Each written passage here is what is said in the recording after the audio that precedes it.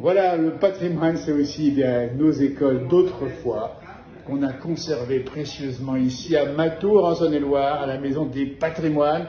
Et moi, j'aime cette école qui remonte à peu près à quelle année, ça hein? Là, on est dans l'école 1913 à peu près, 1910. 1913. Juste avant la Première Guerre mondiale. Ouais, c'est ça. Ouais. Voilà.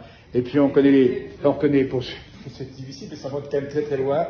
Les bureaux, effectivement, ici, les tables, évidemment, avec les bancs. Et puis, on vous avait recomposé, c'est bien, l'instituteur du village de Matour, ici. On a eu un instituteur vraiment particulier, Émile Château, qui a laissé son empreinte à Matour. C'est l'inventeur de la phytosociologie, c'était un passionné de plantes, un passionné de minéraux, de champignons. Il a été secrétaire de mairie, il entraînait la fanfare, c'était l'homme à tout faire et vraiment c'est lui qui a donné de l'importance à cette société d'études. Émile Château, un des pionniers peut-être de l'écologie, c'est ça? Oui, c'est ça. C'est l'inventeur de la phytosociologie, c'est-à-dire des rapports entre les plantes entre elles, les plantes et leur milieu. Quoi. Ça devait être un institutionnaire. Hein. Ah ben je ne l'ai pas connu, mais mon père l'a eu comme instituteur. Ah, le papa l'a eu, ouais. D'accord. Oui, il était très apprécié, très respecté. Et ça c'est formidable. Le bureau du maître, tiens, on va regarder ici le fameux compas. Ça, c'est extraordinaire. On l'a collé parce que. Ah oui, parce qu'on pas super oui, c'est sûr.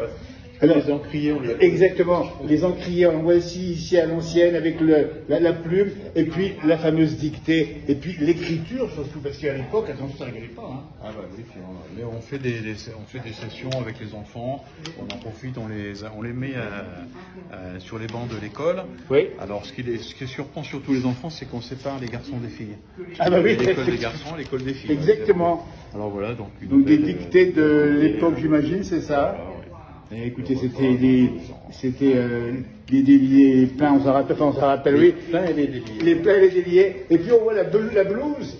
Est-ce que les élèves avaient de la blouse à l'époque? Ah ouais, des blouses, ils sont là. Il y a encore des blouses, regardez-moi ça.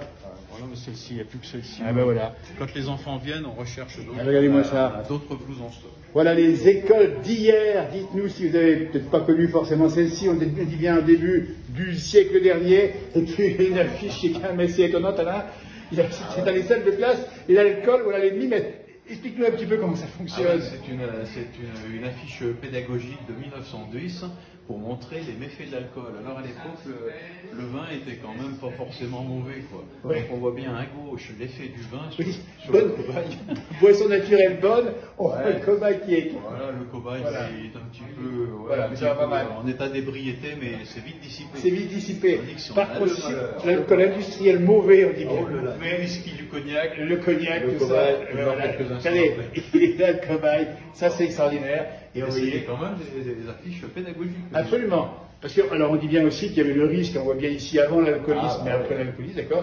La pédagogie, l'affiche remonte à 1910, l'alcoolisme, voilà l'ennemi. Bon, écoutez bien si on buvait le vin, on restait quand même l'homme de gauche. Alors voilà, il faut quand même rappeler ça aussi, et c'est marqué, ça c'est extraordinaire. C'était des belles leçons. Et puis regardez ici, on a Victor Hugo, effectivement. On a le corbeau et le renard. On a le corbeau et le renard, bien sûr, pour les femmes, évidemment. Et puis le poil, dis donc, le poil.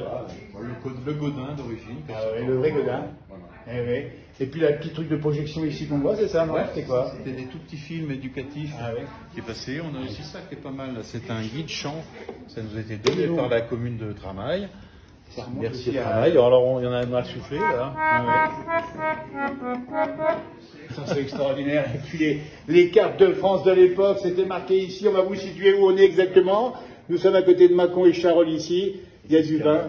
Il y a marqué les vins évidemment. Alors pas de taf à Matour. À Matour, on peut dire que c'est plutôt les bœufs, c'est ça. Hein. Regardez-moi ça comme c'est formidable. La Haute-Savoie, qu'on connaît bien par ailleurs, est ici. C'est marqué les fromages de Savoie, évidemment, miel des Alpes. Ça remonte à peu près, ça, c'est pareil, ça remonte à 1910. Regardez-moi ça, cette France agricole de l'époque qui a aussi bien changé. Puis le tableau, c'est ça, c'était un tableau noir. Tableau noir. Il a bien travaillé aussi, celui-là.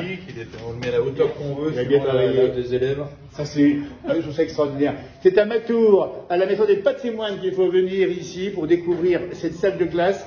Là encore, exposition assez récente ici, non? L'exposition, elle est ancienne, on l'a complètement remaniée, complètement remis en forme avec un architecte. Il s'appelle Philippe Lepier. C'est Matour, mais ça pourrait être n'importe quelle commune au fil du temps. On commence de la préhistoire et on arrive aujourd'hui en passant par tout ce qui a pu se passer à l'époque. Exactement. Regardez-moi ça, avec ces cartes de géographie physique ici, la Saône-et-Loire, ce département où nous sommes pour cet enregistrement. Matour, c'est là, regardez, c'est au sud du département, le Charolais, le Mâconnais, les Grandes Roches.